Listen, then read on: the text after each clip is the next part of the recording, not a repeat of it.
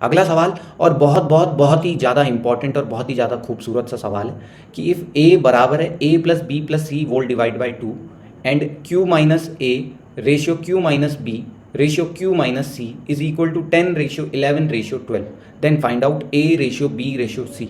अब मुझे तो ये आंसर वैसे ही याद है कि ए का जो आंसर है वो इन दोनों का सम आएगा, बी का आंसर इन दोनों का सम और सी का आंसर इन दोनों का सम। लेकिन समझते हैं करेंगे कैसे। अगर हम पहली इक्वेशन को ढंग से देखें तो ट्वाइस ऑफ क्यू बराबर आ जाएगा ए प्लस बी प्लस सी के। क्या आया होगा आपके समझ में। और अगर मैं इनको देखूं तो यहाँ से अगर मैं इन तीनों को ऐड कर दूं तो क्यू क्यू और क्यू कितना हो जाएगा 3Q और माइनस ए माइनस बी और माइनस सी को हम लिख देंगे माइनस का ए प्लस बी प्लस सी बराबर कितना 10 प्लस 11 प्लस 12। आप चाहे तो इसे 33 भी लिख सकते थे, लेकिन यहाँ से मैं आपको जो समझाऊंगा उससे आपको बहुत ही ज़्यादा मज़ा आ जाएगा। ए प्लस बी प्लस सी कितना है 2Q, तो क्या मैं इस पूरे को ए इसकी जगह पे 2Q लिख के माइनस करके इसे लिख देंगे Q बराबर कितना ये प्लस 11 प्लस 12।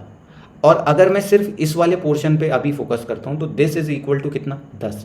तो क्या मैं यहाँ पर 10 के बदले मैं लिख सकता हूँ Q माइनस ए बराबर प्लस इतना ऐसा लिखा जा सकता है। तो Q से Q गया और माइनस का A इधर आ जाएगा तो कितना आ जाएगा 11 प्लस 12 यानी यही दो है। कितना आ गया Q 23।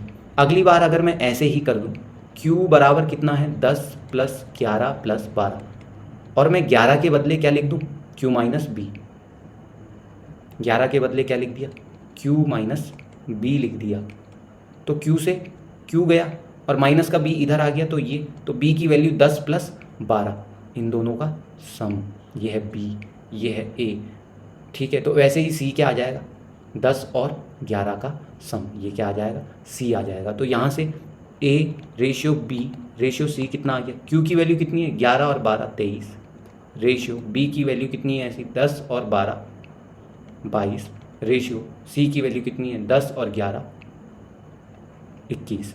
ये है हमारा answer and very very important result. सीधे के सीधे आप कर सकते हैं बिना किसी लफड़े में पड़े हुए। पेपरों में CGL हो या कोई और कॉम्पिटिटिव एग्जाम या CDS, बहुत बहुत इंपॉर्टेंट सवाल है, बहुत बहुत इंपॉर्टेंट। इसी पे बेस में एक और क्वेश्चन आपके लिए लेके आया हूँ। तो आप अब बताइए कमेंट्स में कि आप इस क्वेश्चन को कैसे करेंगे। कमेंट्स में ज़रूर बताएंगे कि आप इस क्वेश्चन को कैसे करेंगे। ठीक है।